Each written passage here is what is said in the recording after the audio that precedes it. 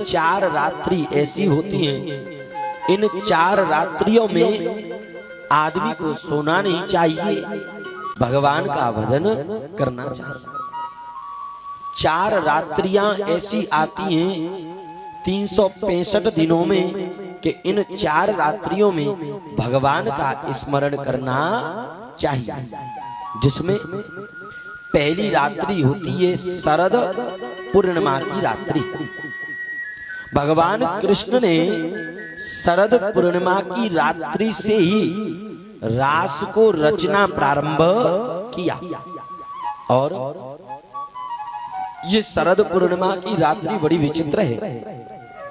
इस दिन ऐसा बताते हैं कि अमृत की वर्षा होती है शरद पूर्णिमा की रात्रि के दिन। अगर कोई व्यक्ति अपनी घर की छत पर अमृत का और मिश्रण प्राप्त करना चाहता है तो बढ़िया एक कटोरे में खीर बनाओ और उस खीर को छत पर रख दो। ऐसा बताते हैं शरद पूर्णिमा की रात्रि के दिन अगर उस खीर के कटोरे को छत पर रख दिया जाए तो उस खीर में कुछ अमृत के कण मिल जाते हैं। क्यों? उस दिन अमृत की वर्षा होती है। भगवान ने शरद पूर्णिमा की रात्रि से ही और रास को रचना प्रारंभ किया। अच्छा, शरद पूर्णिमा की रात्रि का एक और बड़ा उपयोग है, जो उपयोग शिव पुराण में लिखा हुआ है। जिन लोगों को कम दिखता है, जिन लोगों की दृष्टि कमजोर हो गई है, बड़ी जल्दी कमजोर हो गई है, वैसे तो आयु के अनुसार सबकी कमजोर हो ही जाती है, लेकिन जिन लोगों की बाल्या अवस्था से ही दृष्टि कमजोर होती जा रही है, नेत्रों से उनको कम दिखाई देने लग गया, तो वो लोग शरद पूर्णिमा की रात्रि के दिन, ऐसा शिव पुराण में लिखा हुआ है, एक बेलपत्र ले और उस बेलपत्र की जो डंठल होती है, बेलपत्र में 3 पत्ते होते हैं और नीचे जो डंठल होती है उस डंठल को इस प्रकार रख ले, अपने घर की छत पे जावे, चंद्रमा की ओर देखे और डंठल को बीच में लगा ले। ऐसा करने से 1-2 बार शरद पूर्णिमा की रात्रि के दिन ऐसा करें।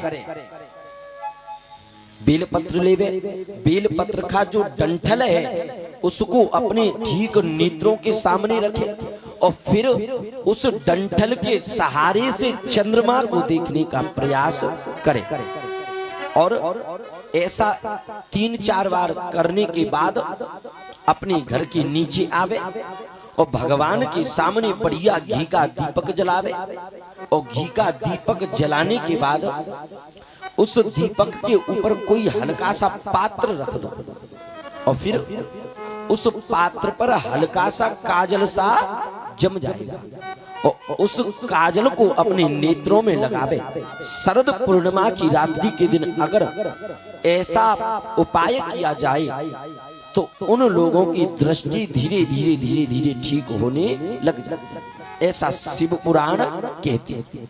तो शरद पूर्णिमा की रात्रि बड़ी विचित्र है।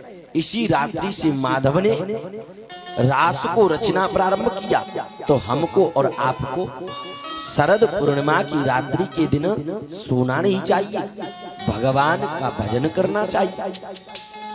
उसके बाद दूसरी रात्रि होती है जन्माष्टमी की रात्रि। जन्माष्टमी की रात्रि के दिन भी हमको और आपको सोना नहीं चाहिए, भगवान का भजन आदि करना चाहिए। उसके बाद तीसरी रात्रि होती है शिवरात्रि। इस दिन हमको और आपको अवगढ़दानी महादेव का चिंतन करना चाहिए। उसके बाद चौथी रात्रि होती है दुर्गा अष्टमी की रात्रि। दुर्गा अष्टमी की रात्रि के दिन भी हमको और आपको माता दुर्गा का जागरण करना चाहिए और जागरण करवाना चाहिए।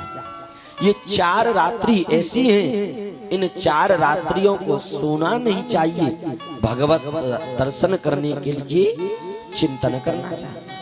और वैसे देखा जाए तो हम तुम तो रात्रि में भी सो रही हैं और दिन में भी सो रही हैं। क्यों?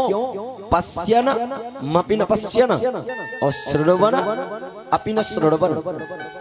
हमारी तुम्हारी आंख भले ही खुली है पर हम तुम सो रहे हैं। पश्यन मपि न पश्यन, आंखों के होते हुए भी हमें दिख नहीं रहा। तुलसीदास बाबा क्या कह रहे हैं? मोह निशा सब सोबनिहारा,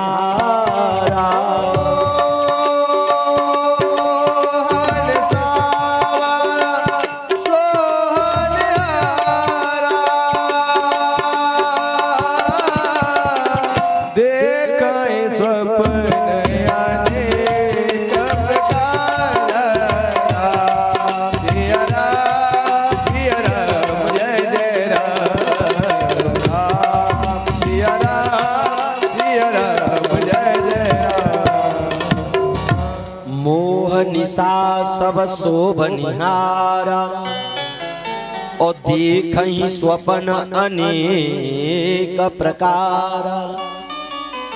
सब मोहरात्रि में शयन कर रही है। उसके बाद सुखदेव कहते हैं, परीक्षित